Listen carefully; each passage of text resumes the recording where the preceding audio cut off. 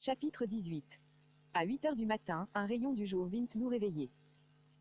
Les 1000 facettes de lave des parois le recueillaient à son passage et l'éparpillaient comme une pluie d'étincelles. Cette lueur était assez forte pour permettre de distinguer les objets environnants. « Eh bien, Axel, qu'en dis-tu » s'écria mon oncle en se frottant les mains. « As-tu jamais passé une nuit plus paisible dans notre maison de Königstrasse ? Plus de bruit de charrettes, plus de cris de marchands, plus de vociférations de bateliers. Sans doute, nous sommes fort tranquilles au fond de ce puits, mais ce calme même a quelque chose d'effrayant. »« Allons donc, s'écria mon oncle, si tu t'effrayes déjà, que sera-ce plus tard ? Nous ne sommes pas encore entrés d'un pouce dans les entrailles de la terre. Que voulez-vous dire ? Je veux dire que nous avons atteint seulement le sol de l'île. Ce long tube vertical, qui aboutit au cratère du Sneffels, s'arrête à peu près au niveau de la mer. En êtes-vous certain ? Très certain. Consulte le baromètre. En effet, le mercure, après avoir peu à peu remonté dans l'instrument à mesure que notre descente s'effectuait, s'était arrêté à 29 pouces.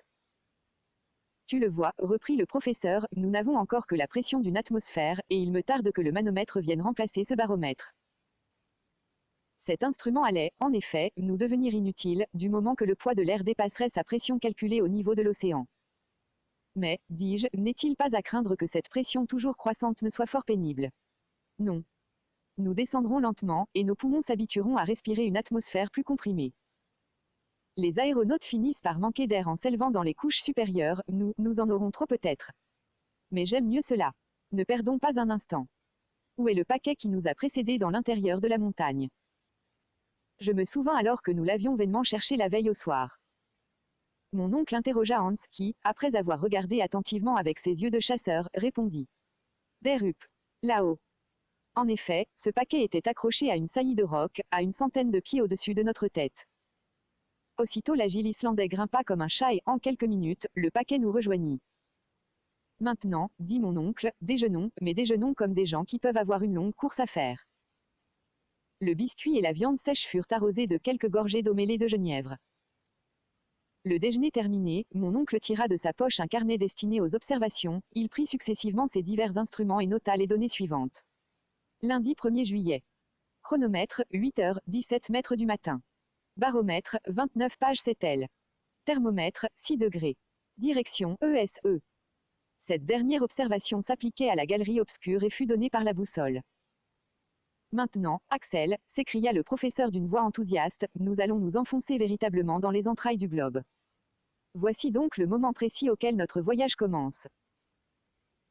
Cela dit, mon oncle prit d'une main l'appareil de Ruhmkorff suspendu à son cou, de l'autre, il mit en communication le courant électrique avec le serpentin de la lanterne, et une assez vive lumière dissipa les ténèbres de la galerie. Hans portait le second appareil, qui fut également mis en activité. Cette ingénieuse application de l'électricité nous permettait d'aller longtemps en créant un jour artificiel, même au milieu des gaz les plus inflammables. En route, fit mon oncle. Chacun reprit son ballot. Hans se chargea de pousser devant lui le paquet des cordages et des habits, et, moi troisième, nous entrâmes dans la galerie. Au moment de m'engouffrer dans ce couloir obscur, je relevai la tête, et j'aperçus une dernière fois, par le champ de l'immense tube, ce ciel de l'Islande que je ne devais plus jamais revoir.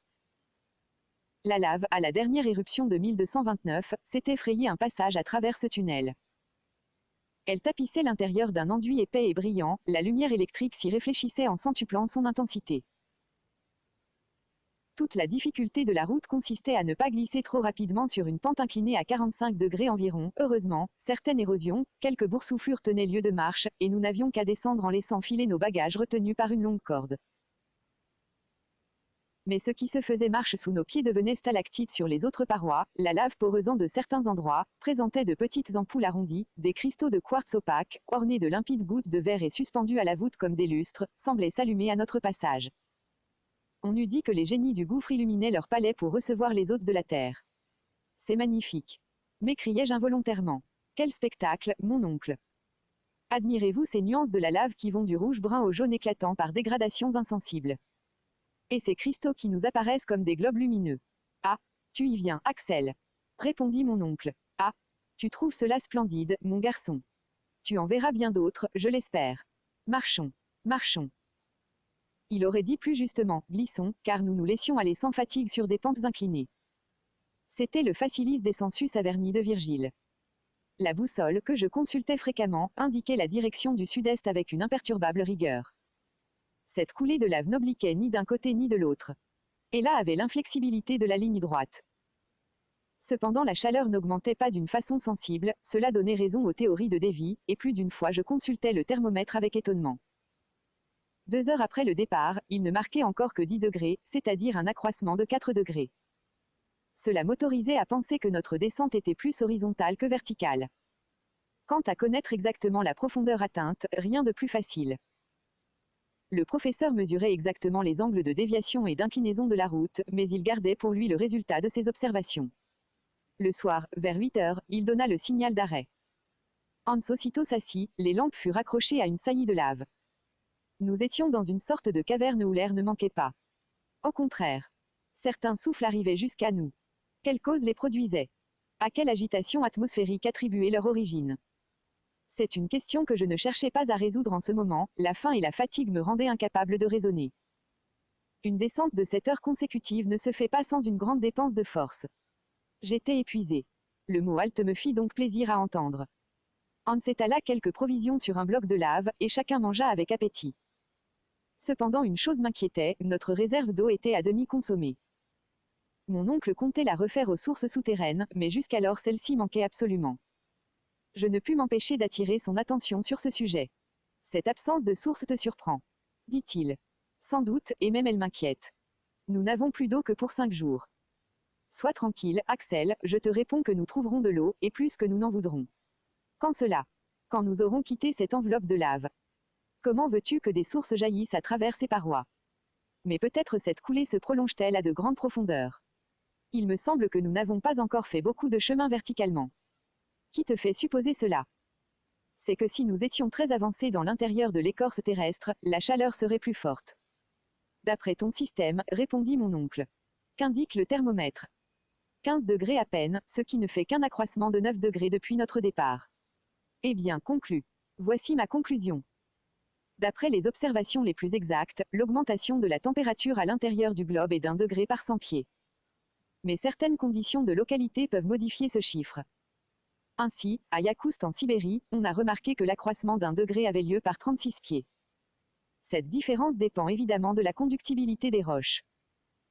J'ajouterai aussi que, dans le voisinage d'un volcan éteint, et à travers le gneiss, on a remarqué que l'élévation de la température était d'1 degré seulement pour 125 pieds. Prenons donc cette dernière hypothèse, qui est la plus favorable, et calculons. Calcul, mon garçon. Rien n'est plus facile, dis-je en disposant des chiffres sur mon carnet. 9 fois 125 pieds donnant 1125 pieds de profondeur. Rien de plus exact. Eh bien, d'après mes observations, nous sommes arrivés à 10 000 pieds au-dessous du niveau de la mer. Est-il possible? Oui, ou les chiffres ne sont plus les chiffres. Les calculs du professeur étaient exacts, nous avions déjà dépassé de 6 000 pieds les plus grandes profondeurs atteintes par l'homme, telles que les mines de Kitzbühel dans le Tyrol, et celles de Woutemberg en Bohême. La température, qui aurait dû être de 81 degrés en cet endroit, était de 15 à peine. Cela donnait singulièrement à réfléchir.